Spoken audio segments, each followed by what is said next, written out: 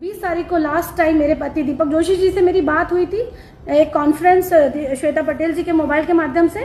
उस दिन के बाद से आज तक मुझे मेरे पति का कोई फ़ोन नहीं आया है।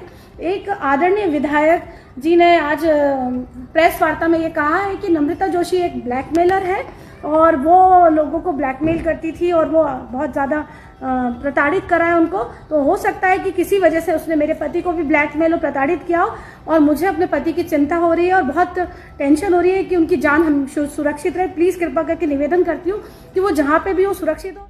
ये है दीपक जोशी की चौथी पत्नी पल्लवी राज सक्सेना। पल्लवी का आरोप है कि उनके पति दीपक जोशी लापता हो गए हैं। कह रही हैं कि उन्हें अपने पति की चिंता सता रही है।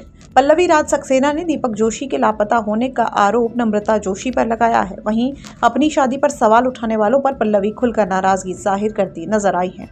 आज किसी वेद आशीष श्रीवास्तव ने लिखा है कि पल्लवी और दीपक जोशी जी, इनकी विवाह मतलब हमारी विवाह को इलीगल बताया है।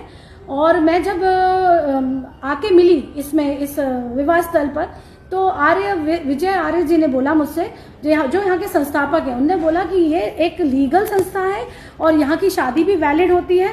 आप पूरे सुप्रीम कोर्ट चले जाएं, हाई कोर्ट चले जाएं, कहीं भी चले जाएं, पल्लवी जी आपकी शादी को हम लोग क्लेम करने को तैयार है। हमारी संस्था पूरी क्लेम करेगी। जिस आशीष वेद श्रीवास्तव ने शादी को गलत बताया है, मैं कानूनी कार्रवाई करूंगी उनके खिलाफ। और मेरे क्योंकि अस्मिता भंग करी है उसने, कि आपने किसी भी बिना सोचे समझे किसी संस्था को और मेरे विवाह, जो मेरे माता पिता और मेरे भाई बहनों और समाज के बीच में और उनके परिवार के बीच में हुआ है, उस विवाह को चैलेंज किया है।